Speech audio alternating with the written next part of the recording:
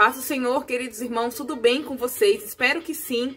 Para quem não me conhece, me chamo Ingrid e hoje nesse vídeo eu quero falar para vocês sobre a história de Esther. Quem foi a rainha Esther, tá bom? Alguns relatos aqui bíblicos bem rapidinho para você que veio aqui, que pulou desse vídeo de paraquedas, né? Para querer ter uma base, então você tá no vídeo certo, tá bom? Mas antes eu peço que você se inscreva no nosso canal, pessoal, que vocês ativem as notificações e deixem aquele like bacana para nos motivar cada vez mais trazer aí conteúdo para sua edificação. Amém? Vamos lá então para a gente poder entender melhor.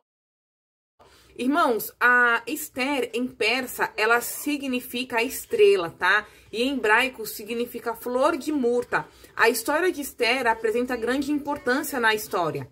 Se esta personagem, irmãos, ela não tivesse existido, o povo hebreu, muito provavelmente, teria sido completamente aniquilado antes mesmo da chegada de Jesus, tá bom? Como consequência, a história do mundo também seria outra, né? Felizmente, graças a Deus, né, a soberania do Senhor e a disposição de uma jovem, de uma mulher judia, né, uniram-se ali para mudar o destino de uma nação inteira, né? Então, a história, ela se passa por volta do ano de 470 a.C., né? Em Suzã, uma das capitais do Império. E essa capital era a estadia de verão da família real. As outras capitais da Pérsia era a Babilônia, onde se passava a história de Daniel, né? Eu acredito que você lembre. E Persepólis também. O povo hebreu, irmãos, estava sob o domínio da Pérsia há mais de 120 anos naquela época, tá? O rei Assuero aqui e a rainha Vasti, né? Aqui é o início para a gente poder ter uma compreensão. Essa parte da história, queridos, está escrita com detalhes aqui que eu vou falar para vocês agora nesse vídeo.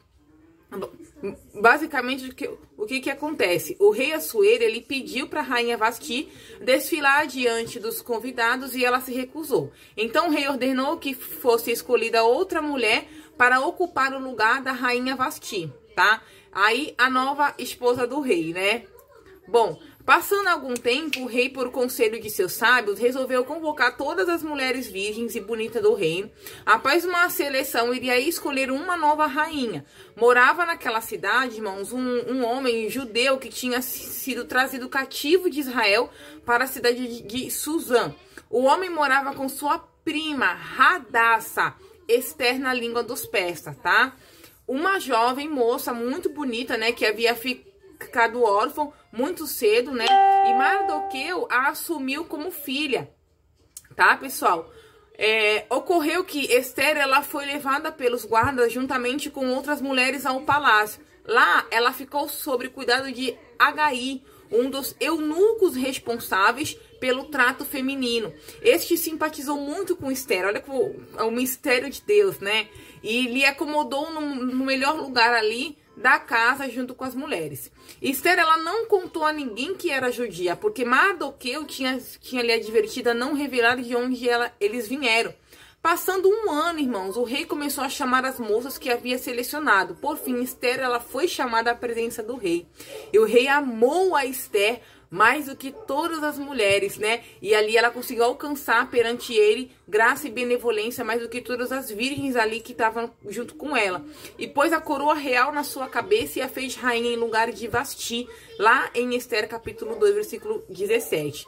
O atentado contra a vida de Assuero, irmãos. Mardoqueu, irmãos, ele sempre vinha visitar Esther. E ela ficava esperando por ele na porta do palácio. Aconteceu que ouviu dois servos que trabalhavam num palácio, indignados, tramando tirar a vida do rei Assuero. Mardoqueu, ele relatou tudo isso para Esther, que por fim contou a Assuero, desmascarando ali, né, a trama, e os dois servos foram enforcados e o episódio foi escrito no livro de anotações reais, né, por conta disso. Amã e Mardoqueu, irmãos. Essa parte aqui vai falar que o rei Assuero, ele decidiu honrar um homem que morava em seu palácio chamado Amã. Este era Agagita. O rei ordenou que todos se prostrassem na presença de Amã. Mas Mardoqueu descumpriu essa ordem e não se dobrava aos pés de Amã, porque era judeu e se mantinha fiel a Deus. Alguns empregados do palácio contaram isso a Amã e ele ficou muito irritado. Sua raiva não foi apenas contra Mardoqueu, mas contra todos os judeus que viviam entre a Pérsia. Amã foi falar com o rei para conseguir o seu favor contra os judeus e disse-lhe bem assim: existe espalhado e dividido entre os povos, em todas as províncias do teu reino, um povo cujas leis são diferentes das leis de todos os povos e que não cumprem a lei do Senhor, rei. Por isso não convém ao rei deixá-lo ficar. Se bem parece ao rei, decretasse que os mantém, e eu porei nas mãos dos que fizerem a obra de 10.000 talentos de prata, para que entre no tesouro do rei. Lá em Esther 3:8 ele vai falar isso para o rei Assuero. E o rei então atendeu o pedido de Amã e enviou um decreto alertando a todos os povos que viviam em Suzã que os judeus deveriam ser mortos, tanto mulheres como crianças e velhos, né? Aqui no dia 13 do mês de Adar. Os judeus não poderiam se defender nem fugir, irmãos, né? Os agagitas são o mesmo povos que Israel guerreou na época de Saul. Deus havia, queridos, ordenado que Saul ele destruísse completamente todas as pessoas deste povo, mas Saul não obedeceu. Lá em 1 Samuel 15 ele vai fazer isso.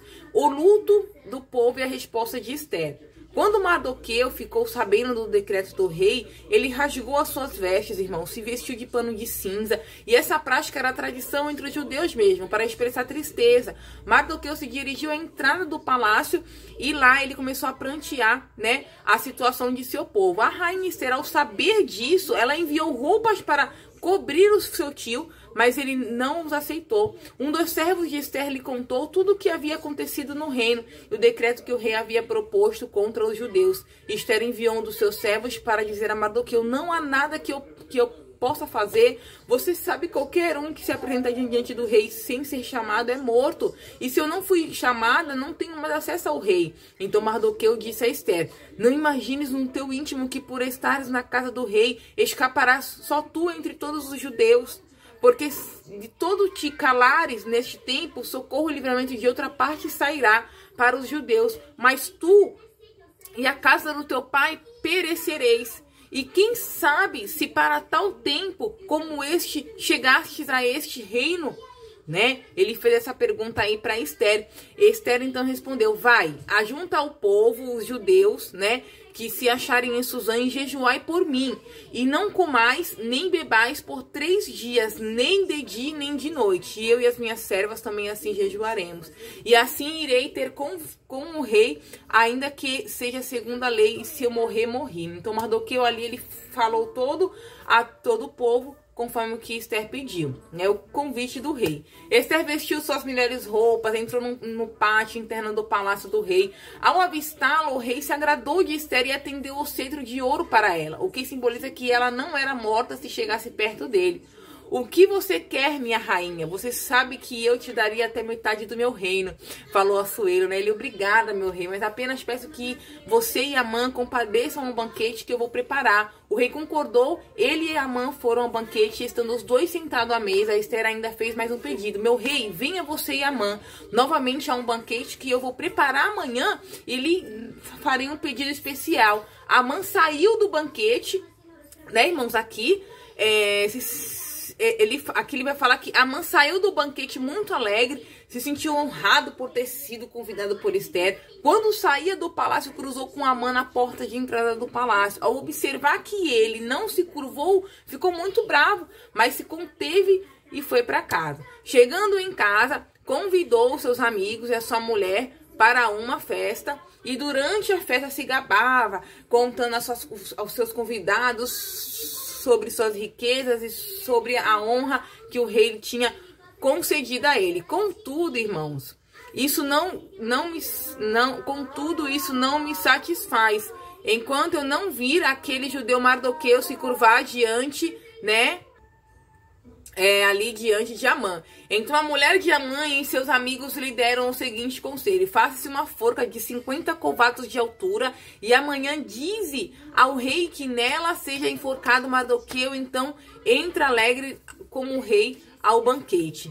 Este conselho agradou muito a Amã, tanto que decidiu pô-lo em prática, né? A insônia do rei. Irmãos, o rei Assuero, queridos, naquela noite ele perdeu o sono e mandou que lhe trouxesse o livro de registro de crônicas, onde ficava escrito tudo o que acontecia num palácio. Os seus servos leram sobre a denúncia que Mardoqueu tinha feito e sobre a trama de assassinato de seus 2 camareiros. O rei perguntou: que recompensa foi dada a esse homem que salvou minha vida? Não foi feito, responderam os seus servos, não foi feito nada por ele, né? Nessa mesma hora entrou então ali Amã, decidindo a pedir que o rei enforcasse a Mardoqueu. Que se fará com o homem a quem o rei deseja honrar? Amã imediatamente perguntou ao rei ao vê-lo. Amã supôs em sua mente que este homem seria ele mesmo. Então respondeu: traga a veste real, né?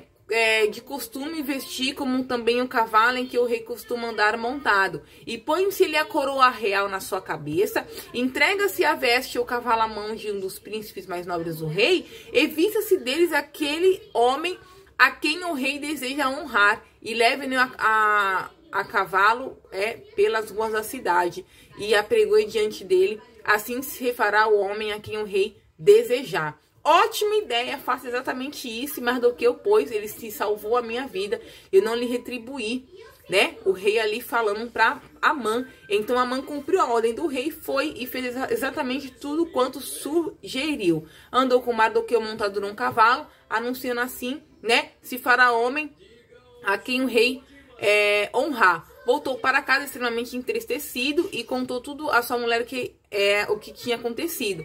Visto que Mardoqueu, né, diante de quem começou a sua queda e de origem judaica, você não terá condições de enfrentá-lo.